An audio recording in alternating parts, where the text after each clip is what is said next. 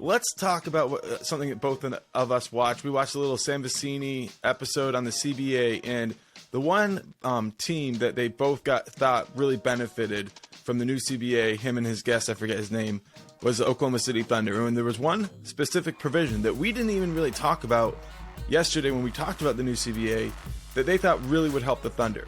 And that was no limit to rookie max extensions. So that means something that was kind of originally maybe put in to limit the Thunder, because I feel like when they put that designation in, it was when the Thunder were immediately beginning to like have 3 really max level players. They're like, okay, we want to see if we can limit that. I don't know if I could be wrong about that, but ultimately there is no limit.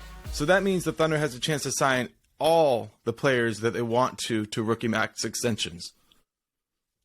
And it's going to be crazy. And one thing that we're hearing, and I'll be honest, Brian Taylor, I think his name is, on YouTube, that commented on me and calling me out and saying he doesn't think that it's going to be this way. But I want to throw this out here, and I do think that there's something to be said here, is because when you're trying to sign a young player on a bigger contract early on in his career, sooner rather than later, you have a better opportunity to say, hey, are you willing to wager the next couple of years you're going to get better? Or are you willing to wager on yourself that you get a guarantee extra $50 million? To me, I'm looking at it like this, is that I'm a 22-year-old kid, just finished my second year of playing NBA hoops, and the Oklahoma City Thunder come to me and say, hey, man, listen, we're willing to reward you with a 4-year, $100 million contract that at the end of year 3, right, you can renegotiate a new contract.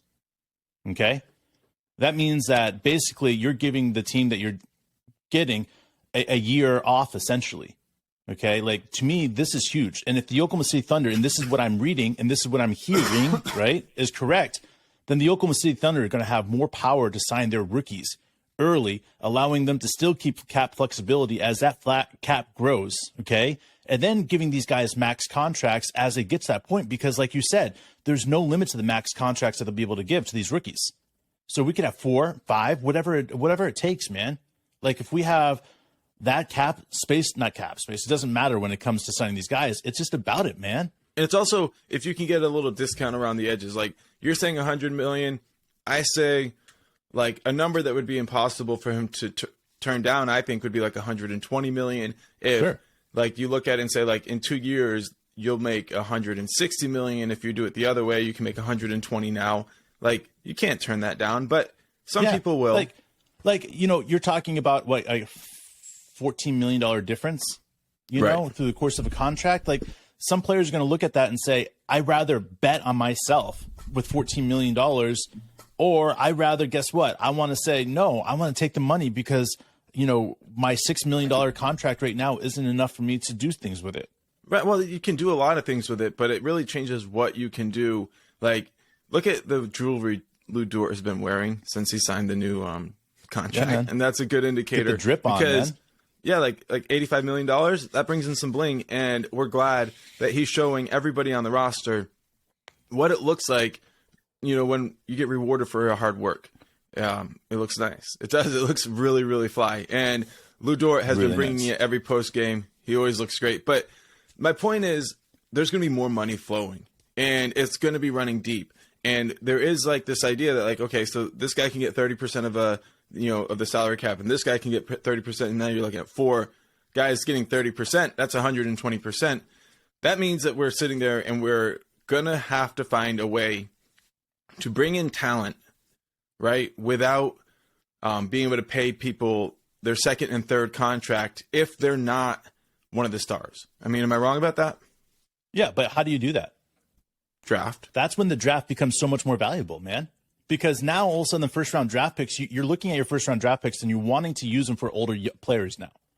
Because you want to have guys that are more ready to play in the game. It also makes it so that these younger players are going to be less valuable, allowing them to start realizing that it's smarter for us to either A, to go the G League route, or stay 2 or 3 years in college. Because NBA is going to draft us much higher if we stay 2 or 3 years in college. It makes it more valuable for these players to become polished, ready to go in the NBA. And I like this, man. To me, this is where it becomes it changes so much of the NBA, just like that. in the next 7 years, we're going to see such a different NBA. People are like, oh, the NBA is ruined. No, no, no. The NBA is not ruined because the NBA just made it possible for a small market to dominate the fucking NBA for 7 years. And what small market is better in better shape than the Oklahoma City Thunder? There's not. And there is urgency. Like, it's not like, oh, we can wait till the next CBA, because we've seen CBAs explicitly be written to penalize small markets. This is one that's friendly. Win now. Win as fast as you can. Your window is now for the Thunder. Like, 7 obviously, years.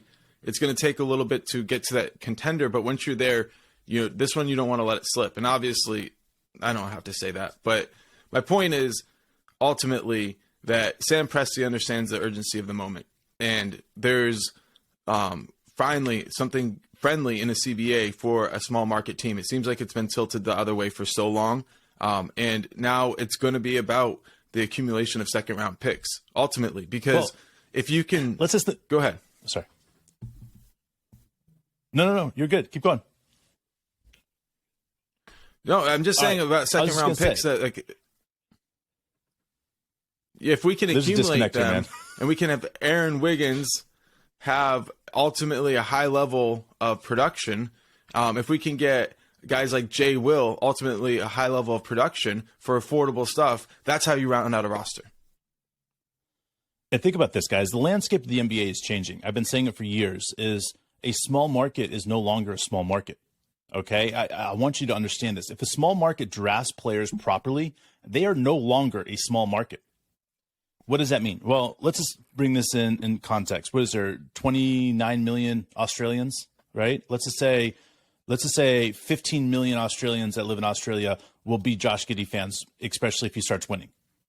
All right? Yeah. You've got Jay Will, like he is, his mother's from Vietnamese, so Vietnamese background. So I'm telling you guys, we have hundreds and hundreds of millions of people that are going to be following the Thunder. It's a global game. That's why we have what we have. We have the best team, the youngest players, and all touching all over the globe. Whether it's France, and you had Jane go play for New Zealand. There you go. There's two areas that he touched, right? So it's insane, guys. And Sam Presti thought this out, recognizing that things were going to change and that he can make a big market with a small market. It's so next level that I think I have to just take a step back and really just appreciate, because it's gone from just being an American basketball game, right, in the last 20 years, in the American basketball game where we just dominate everything, okay, to all of a sudden we're sitting here, we're watching the global game come into context in a huge way, and to the point where we're all sitting here saying, okay, who has the best young players and who has the best players that touch all over the globe? Well, is that big market teams? No. Big market teams are pretty much out of that category already. So how do small market teams survive in a big market? Well, they create the big market themselves. And Sam Presti has done that for the Oklahoma City Thunder. And that's why we're going to stay. We're going to stay here for a long time. There's nobody going to be able to fuck with us, because if we're bringing in so much revenue from all around the world, it doesn't matter, guys. Yeah, and that's an excellent point. It shows you kind of like the versatility of having a squad like this. And I'm excited, man. I'm excited whenever we take a big look at all the ramifications of what's going on around the league, because it does feel like, we're gearing up for an opportunity to be able to see this team stay intact for as long as possible. And those years are going to be some pretty special years. The key ultimately comes down to the fact that we don't have to at any point leverage our future, or leverage the current to make sure our future is stocked, because we have those picks. Or trade somebody. We have picks that go into the future. So if that is the route, which it seems like is going to be the future, then we're ready for that, no matter how that goes. And everybody always likes to mention the expansion draft. That's also something that we've talked about, how you can utilize a pick to protect a player. And there's potential behind that if we end up with more than 8 players worth protecting. But we'll talk about that as it gets closer to Vegas or Seattle returning to a team. Right now, though, it seems like 7 years of peace in the NBA, and that's a good thing.